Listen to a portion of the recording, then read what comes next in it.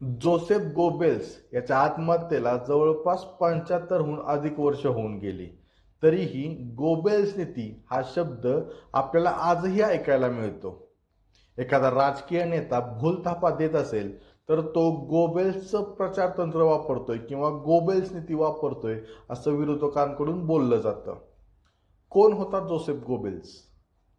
नमस्कार, मी दिग्विजय विभूते आणि तुम्ही पाहताय फायद्याची गोष्ट. एखादी गोष्ट वारंवार सांगत राहिली तर लोकांना ती सत्य वाटते. आपल्याला एखाद्या गोष्टीचा प्रचार करायचा असेल तर तो एकदम साधा सोपा असला पाहिजे आणि त्याच्यामध्ये अगदी ठळक मुद्दे असले पाहिजेत. आणि तो प्रचार नियमितपणे वारंवार पुन्हा पुन्हा करत राहिलं पाहिजे. हे जे ॲडॉल्फ हिटलरचं प्रचारतंत्र होतं ते प्रत्यक्षात उतरवणारा त्याचा प्रचार मंत्री म्हणजे जोसेफ गोबेल्स. आता तुम्ही म्हणाल हा बिझनेस आणि मार्केटिंगवर बोलायचं सोडून आज हिटलरवर कुठं बोलायला लागलाय. याचं कारण हिटलर आणि गोबेल्स ह्या दोघांचं जे मार्केटिंग स्ट्रॅटेजी होती त्याच्यातून काहीतरी शिकण्यासारखं आहे असं मला वाटतं. ह्या दोघांनी भलेही कितीही चुकीची कामं केलेली असू देत, जर्मनीला यांनी बर्बाद केलेला असू देत, तरी सुद्धा हे दोघं मरेपर्यंत जर्मनीमध्ये लोकप्रिय होते. याचं कारण यांनी वापरलेली मार्केटिंग स्ट्रॅटेजी. यांच्या मार्केटिंगमधून किंवा यांच्या स्ट्रॅटेजीमधून आपण एक व्यावसायिक म्हणून काहीतरी शिकू शकतो असं मला वाटतं, म्हणून हा व्हिडिओ. आता या दोघांनी जे चुकीचं केलं ते अर्थात बाजूला ठेवायचं, पण यांच्याकडून काही शिकण्यासारख्या दोन गोष्टी आहेत ज्या चांगल्या आहेत त्या आपण नक्की समजून घेतल्या पाहिजेत. हिटलर आणि गोबेल्स यांच्या प्रचाराचा किंवा गोबेल्स नीतीचा एक साधा सोपा फंडा होता. तो म्हणजे सामान्य माणूस हा विचारवंत नसतो. ह्या एका कन्सेप्टवर त्यांचं मार्केटिंग चालायचं. 1934 मध्ये जर्मनीमध्ये निवडणुका लागल्या होत्या आणि त्या निवडणुकांमध्ये सर्व राजकीय पक्ष त्यांचा प्रचार वेगवेगळ्या पद्धतीने करत होते. मोठमोठे रंगीबिरंगी पोस्टर्स लावले जायचे, त्यावर ते पक्षांचं नाव, पक्षांच्या घोषणा वगैरे वगैरे बरंच काय काय असायचं. आणि याच्या विरुद्ध म्हणजे नाझी पक्षानं त्यांचा प्रचार करताना काय केलं तर एक पोस्टर बनवलं ज्याचा बॅकग्राऊंड पूर्णपणे काळा होता. त्यावर फक्त हिटलरचा चेहरा आणि खाली हिटलर एवढंच नाव वापरलं. आणि ते पोस्टर जे नाझी पक्षाचं होतं ते प्रचंड लोकप्रिय झालं. जो हिटलरचा विचार होता की सामान्य माणूस विचारवंत नसतो, त्याला आपला प्रचार किंवा आपला मुद्दा अगदी थोडक्यात साध्या सोप्या पद्धतीने समजला पाहिजे, त्याच्यापर्यंत साध्या सोप्या पद्धतीने पोचला पाहिजे, हा विचार लक्षात घेऊन त्याचं जे टीम होती प्रचाराची त्यांनी हे पोस्टर बनवलं होतं. आणि त्यांनी एक स्लोगन वापरलं, गुड टाइम विल कम, म्हणजे अच्छे दिन आने वाले है वगैरे. तर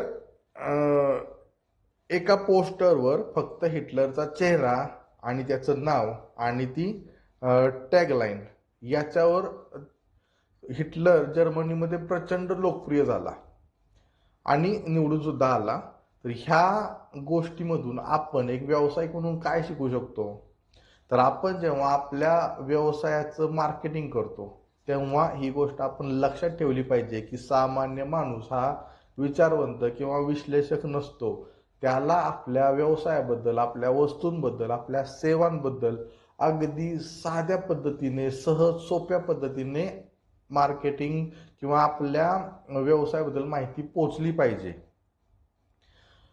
आपण जे काही पोस्टर बनवतो, आपण ज्या काही व्हिडिओज बनवतो त्याच्यामध्ये फार काही किचकट किंवा फार कंटेंट असता कामा नये. अगदी मोजक्या शब्दात आपली जाहिरात आपल्याला बनवता आली पाहिजे. हे आपण हिटलरकडून शिकलं पाहिजे. दुसरी गोष्ट आपण हिटलरकडून शिकू शकतो ती म्हणजे नियमितपणे आपल्या व्यवसायाचा, आपल्या वस्तूंचा, सेवांचा प्रचार करत राहिलं पाहिजे, मार्केटिंग करत राहिलं पाहिजे. अनेक लोकांना व्यवसायामध्ये मंदी आली, नवीन गिराईक भेटेना, अशी परिस्थिती आली की मग ते मार्केटिंगला सुरू करतात. तेव्हा त्यांना मार्केटिंग करावंसं वाटतं. पण जेव्हा व्यवसाय तेजी असते तेव्हा ते मार्केटिंगकडे पूर्ण दुर्लक्षित करतात. त्यांना मार्केटिंग महत्त्वाचं वाटतच नाही. हे अत्यंत चुकीचं आहे. आपल्या व्यवसायाबद्दल, आपल्या वस्तूंबद्दल, सेवांबद्दल नियमितपणे आपल्या ग्राहकांना कुठल्या ना कुठल्या प्रकारे माहिती मिळत राहिली पाहिजे. आपण त्यांच्या समोर नियमितपणे जात राहिलं पाहिजे. त्यांना आपण नेहमी दिसलं पाहिजे. त्या काळी हिटलर म्हणजे ज्या काळी आजच्यासारखं इंटरनेट नव्हतं, टी व्ही, मोबाईल असलं काही नव्हतं, त्या काळी हिटलर नियमितपणे फोटो काढायचा, ते पूर्ण जर्मनीमध्ये प्रसिद्ध करायचा. दर महिन्याला किंवा नियमितपणे तो रेडिओवरून जर्मन लोकांना आपली भाषणं ऐकवायचा.